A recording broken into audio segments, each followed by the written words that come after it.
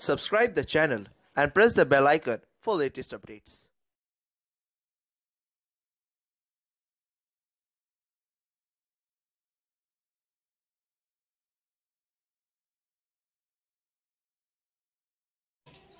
ক্যালকাটা ইউনিভার্সিটিতে philosophy honours নিয়ে যারা পড়ছো সেমিস্টার 6 এ তোমরা জানো তোমাদের দুটো কোর পেপার আছে cc-13 এবং 14। এছাড়াও তোমাদের ডিএসসি পেপার রয়েছে, তোমরা তোমাদের পছন্দ মতো ডিএসসি পেপারগুলো নিয়েছো। সমস্ত পেপারেরই ভিডিও তোমাদের দেওয়া আছে, তোমরা সেখান থেকে সিলেবাসগুলো খুব ভালো করে বুঝে নেবে। তোমাদের আজকে cc-13 মানে তর্ক সংগ্রহ নিয়ে আলোচনা করব, কি বই পড়বে, কিভাবে পড়বে এবং তোমাদের ইম্পর্টেন্ট কোশ্চেন মানে সাজেশন নিয়ে আজকে আমরা আলোচনা করব। cc-13 এ যা আছে তার আগের যে পোর্শনটা তর্ক সংগ্রহে সেটা তোমরা সেমিস্টার 5 এ অলরেডি পড়ে ফেলেছো। সেমিস্টার 5 এ যা যা পড়েছিলে নিশ্চয়ই মনে আছে। তারপরের পোর্শন যেটা রয়েছে সেটা তোমরা সেমিস্টার 6 এ পড়বে। তো আজকে আমি তোমাদের দেখিয়ে দেবো যে সেমিস্টার 6 এ cc-13 এ কি কি আছে। এখানে একটা কথা বলে রাখি, তোমাদের যে বই আছে তোমরা নিশ্চয়ই নারায়ণচন্দ্র গোস্বামীর বই কিনেছো। তো নারায়ণচন্দ্র গোস্বামীর বইয়ের সাথে সাথে যদি বুঝতে অসুবিধা হয় তাহলে তোমরা ইন্দিরা মুখোপাধ্যায়ের বই কিনতে পারো, সেটা কিন্তু অনেক সহজবোধ্য, বুঝতে তোমাদের সুবিধা হবে। সেক্ষেত্রে তোমরা দুটো বই কেউ কিনতে পারো, আর তা না হলে যে কোনো একটা বই কিনলেই হবে। আজকে আমি সাজেশন যে শুরু করেছি তোমাদের যখন দেব তখন দেখবে যে পরামর্শ দিয়ে, কিন্তু অনুমিতি না পড়ে তো পরামর্শ পড়া সম্ভব নয়। যদি প্রিভিয়াস ইয়ারের কোশ্চেন দেখো তাহলে দেখবে গত বছর অনুমিতি বড় কোশ্চেনে এসে গেছে, সেই কারণে কিন্তু অনুমিতিটা দিইনি। কিন্তু অনুমিতি পড়তেই হবে, মাস্ট। অনুমিতি না পড়লে পরামর্শ যথেষ্ট অসুবিধা হবে বুঝতে, সেই কারণে অবশ্যই অনুমিতিটা পড়ে তারপরে তোমরা পরামর্শ পড়বে। এখানে আমি সিরিয়াল অনুযায়ী পরপর সমস্ত সাজেশনগুলো দিয়েছি। আজকে আমি প্রথমেই তোমাদেরকে 15 মার্কসের যে যে সম্ভাব্য কোশ্চেনগুলো আসতে পারে সেগুলো তোমাদেরকে আজকে আমি দিয়ে দিচ্ছি। তাহলে চলো এখন দেখে নাও যে কি কি আছে। এখানে একটা কথা বলে রাখি, যেমন প্রথমে যে কোশ্চেনটা দিয়েছি, তর্ক সংগ্রহ অনুসারে পরামর্শের লক্ষণ ব্যাখ্যা করো। অর্ণব ভট্ট দীপিকায় কিভাবে ব্যাপ্তি বিশিষ্ট পদটির অর্থ ব্যাখ্যা করেছেন? গতে আছে অর্ণব ভট্ট কোন যুক্তিতে ব্যাপ্তিক জ্ঞান ও পক্ষধর্মতা জ্ঞানের অতিরিক্ত পরামর্শকে অনুমিতির কারণ রূপে গণ্য করেছেন। এখানে দেখো এই যে তিনটে পার্টে আমি কোশ্চেনটা বললাম, যারা বই পড়ো, যারা নিজেরা নোটস লেখো এবং যারা মানে রীতিমতো রেগুলার পড়াশোনার মধ্যে রয়েছে তারা কিন্তু এই কোশ্চেনে অ্যাপ্রোপ্রিয়েট ঠিক পার্টে পার্টে অ্যান্সার দেবে। কিন্তু যাদের পক্ষে এতটা সম্ভব হয় না তারা কিন্তু পরামর্শ লক্ষণ দেখলে, পরামর্শ যে নোটটা তুমি পড়েছো সেইটা কিন্তু যদি পার্টে পার্টে নাও করতে পারো তাহলে কিন্তু পুরো পরামর্শ নোটটা লিখে আসবে। এটা আমি শুধু একটা কোশ্চেন দিয়ে বুঝিয়ে দিলাম, সব ক্ষেত্রে একই কথা প্রযোজ্য। যারা পার্ট পার্ট করে অ্যান্সার দিতে পারবে তারা পার্ট পার্টের অ্যান্সার লিখবে, আর যারা পার্ট পার্ট দিতে পারবে না তারা শুধু পরামর্শ দেখে পুরো ধরনই পরামর্শ নোটসটা লিখে আসবে। তোমরা যারা এই চ্যানেলে নতুন এসেছো তারা অবশ্যই একটা কমেন্ট করে জানিও কেমন লাগলো, এবং যদি তোমরা নতুন এসে থাকো তাহলে লাইক এবং একটা সাবস্ক্রাইব করে দিও। আর যারা আমার ছাত্রছাত্রী, পুরনো ছাত্রছাত্রী আছেই, তাদের তো বলার কিছু নেই, তারা সবসময় আমাদের সাথে আছে।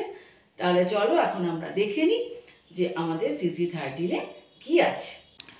তাহলে দেখো তোমাদের 1 নম্বরে রয়েছে তর্ক সংগ্রহ অনুসারে পরামর্শের লক্ষণ ব্যাখ্যা করো। অর্ণব ভট্ট দীপিকায় কীভাবে ব্যাপ্তি বিশিষ্ট পদটির অর্থ ব্যাখ্যা করেছেন? অর্ণব ভট্ট কোন যুক্তিতে ব্যাপ্তিক জ্ঞান ও পক্ষধর্মতা জ্ঞানের অতিরিক্ত পরামর্শকে অনুমিতির কারণরূপে গণ্য করেছেন? আমি আগেই বলেছি যে পার্ট পার্ট আসলে কিভাবে কি লিখতে হবে। প্রত্যেকটা কোশ্চেনে মেন যে দেখে তোমরা বুঝতে পারবে এই নোটটা লিখতে হবে, সেগুলোকে আমি সমস্ত লাল পেন দিয়ে দেখো আন্ডারলাইন করে দিয়েছি। নেক্সট হচ্ছে অর্ণব ভট্ট কী প্রসঙ্গে পক্ষতা আলোচনা করেছেন?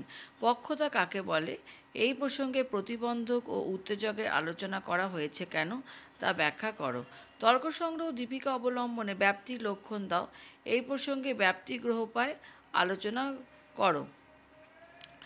এখানে স্বার্থানুমিতি ও পরার্থানুমিতি স্বরূপ আলোচনা করো, এই প্রসঙ্গে পরার্থানুমিতি স্বরূপ আলোচনা করো। এখানে একটা কথা তোমাদেরকে বলে দিই, সেটা হচ্ছে যে দেখো পরার্থানুমিতি আসতে পারে, পঞ্চবয়বী ন্যায়ও আসতে পারে, যেটাই আসুক একই অ্যান্সার হবে।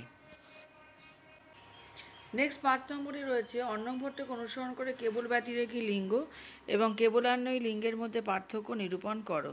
একটি পঞ্চবয়ব বিশিষ্ট কেবল ব্যতিরেকী অনুমান গঠন করো। কেবল ব্যতিরেকী অনুমানের সাধ্য ইতরভেদ বিষয়ে যে প্রশ্ন দীপিকাতে উত্থাপিত হয়েছে তা অর্ণবভট্ট অনুসারে আলোচনা করো। নাম্বার 6 হচ্ছে তর্ক সংগ্রহ দীপিকা অবলম্বনে শক্তির লক্ষণ দাও। শক্তির দ্বারা কী বোধিত হয়, এই প্রসঙ্গে ন্যায় ও মীমাংসক মতের পার্থক্য আলোচনা করো। নাম্বার 7 রয়েছে জ্ঞানের প্রামাণ্যকে কিভাবে জানা যায়, এই প্রসঙ্গে নৈয়ায়িক ও মীমাংসক মতের পার্থক্য বিশদে আলোচনা করো। হেত্যাভাস কাকে বলে, দীপিকা অনুসরণে আলোচনা করো। এখানে একটা কথা বলে দিই, হেত্যাভাসে যতগুলো প্রকার আছে সবগুলোই কিন্তু পড়বে। আমি যে দুটো দিয়েছি সেই দুটোই পড়ে চলে যাবে, সেটা করবে না। আর এখানে যে দোষদুষ্ট এগুলোকে যে ব্যাখ্যা করতে বলা হয়েছে, আমি কয়েকটা মাত্র দিয়েছি, 4টে দিয়েছি। তোমরা সমস্ত বইতে অনেক উদাহরণ পাবে, সেগুলো তোমরা অবশ্যই করো। আমি সমরেন্দ্র ভট্টাচার্যের বইতেও দেখলাম বেশ কয়েকটা রয়েছে, তোমরা সেগুলোও পড়ে যেতে পারো, বা অন্যান্য বইতেও রয়েছে। তোমরা কিন্তু এ বিষয়ে যারা হেত্যাভাস অ্যাটেন্ড করবে চিন্তাভাবনা করছো, তারা কিন্তু হেত্যাভাসের ওপরে অনেকগুলো করে উদাহরণ তৈরি করে যেও। এখন অথবাতে দেখো অর্ণবভট্টের মতে হেত্যাভাস কয় প্রকার ও কী কী, তর্ক সংগ্রহ অনুসারে স্বব্যভিচার ও বাধিত হেত্যাভাস দুটি ব্যাখ্যা করো। লক্ষণা কাকে বলে, দীপিকা অনুসারে ব্যাখ্যা করো। অর্ণবভট্টকে অনুসরণ করে বিভিন্ন প্রকার লক্ষণা দৃষ্টান্ত সহ ব্যাখ্যা করো। গৌণীকে কি একটি পৃথক বৃত্তিরূপে স্বীকার করা যায়, যুক্তি দাও। আকাঙ্ক্ষা, যোগ্যতা ও সন্নিধি বলতে কী বোঝো, এইগুলি কি শব্দবোধের প্রতি কারণ, কেন। তাৎপর্য কাকে বলে, তাৎপর্যকে কি শব্দবোধের প্রতি কারণ বলা যায়, যুক্তি দাও। অর্থাপত্তি কাকে বলে, মীমাংসকগণ কেন অর্থাপত্তিকে পৃথক প্রমাণরূপে স্বীকার করেন। অর্থাপত্তি কাকে বলে, মীমাংসকগণ কেন অর্থাপত্তিকে পৃথক প্রমাণরূপে স্বীকার করেন। এখন দেখো এই যে কোশ্চেনগুলো তোমাদেরকে আমি দিলাম, এইগুলো কোশ্চেনগুলো তোমরা খুব ভালো করে তৈরি করো, 15 মার্কসের জন্যই মেনলি করবে। 5 মার্কসের ওপরে আরও কিছু ইম্পর্ট্যান্ট কোশ্চেন আমি পরে দেব, তবে যেগুলো দিলাম এর মধ্যে থেকে 5 মার্কসের কোশ্চেনও তোমরা কিন্তু পেয়ে যাবে। তো যখন 5 মার্কস নিয়ে আলোচনা করব তখন ডিটেলে বলে দেবো। আর এই মুহূর্তে তোমাদের যে প্রিভিয়াস কোশ্চেনগুলো আছে সেগুলোও তোমরা দেখবে।